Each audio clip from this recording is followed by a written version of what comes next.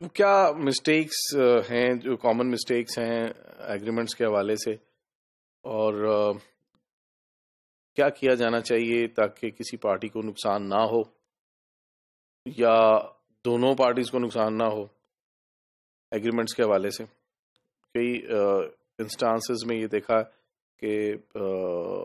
They agree on telephone, اور the buyer and seller when they meet together maybe in some trade exhibition, so they agree on certain things and they start doing business, and the business continues sometimes for some years, but all of a sudden they end up in some conflict and problem, or there are terminations of agreements earlier, or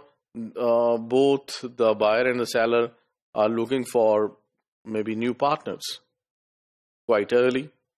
and in some cases later on, because there is some confusion, there is some conflict of interest going on. تو اس میں بنیادی چیزیں یہ ہے کہ relation شپ جو ہے وہ ٹرانزیکشنل نہ ہو، ریلیشن شپ جو ہے وہ پارٹنرز کا ہو اور دیر تک چلے. اس کے لیے اہم یہ ہے کہ جو ہمارا آپس میں طے ہوا بٹوین امپورٹر اینڈ ایکسپورٹر، اس کو زبانی نہ رکھا جائے. It should not be oral at all, it should be written.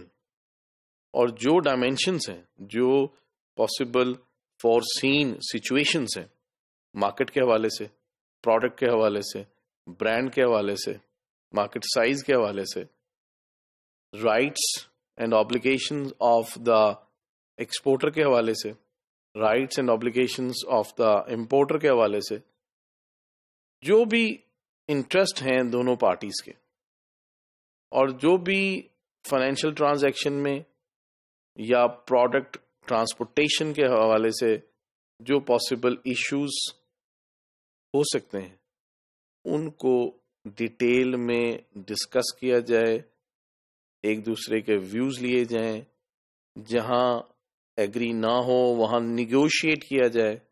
اور پھر جو فائنل ڈیسیژن ہو اس کو لکھ لیا جائے. So the agreement should be a detailed agreement. ایک مختصر ڈاکومنٹ نہیں ہونی چاہیے، بلکہ ایک ایسا ڈاکومنٹ جو کہ ایکسپلین کر رہا ہے مختلف معاملات جو کہ فورسیبل ہیں یا آپ کے ایکسپیرینس سے آپ کو پتہ چلے ہیں، ان کے حوالے سے جو ڈیٹیلز ہیں ان کو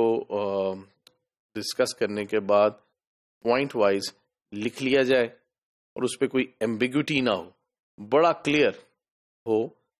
تاکہ اگر کبھی کوئی ڈسپیوٹ آئے، کوئی کانفلکٹ آئے،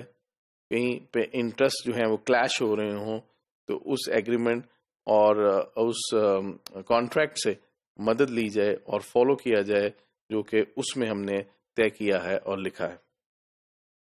اور that should be pen down, that should not be oral, and it should be defining all obligations and rights of the both parties. So here we are talking about basically the rights and obligations of importer. Importer کے کیا فرائض ہیں،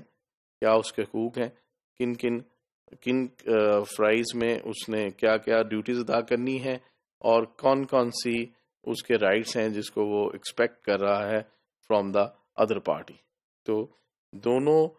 parties اپنے اپنے جو rights اور ایبلیگیشنز ہیں ان کو کلیئرلی مینشن کریں اس ایگریمنٹ میں،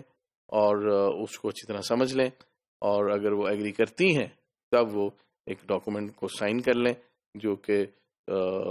ایویڈنس ہو ان کے ایگریمنٹ کی، اور بیس بنے ریزولوشن آف دا ڈسپیوٹس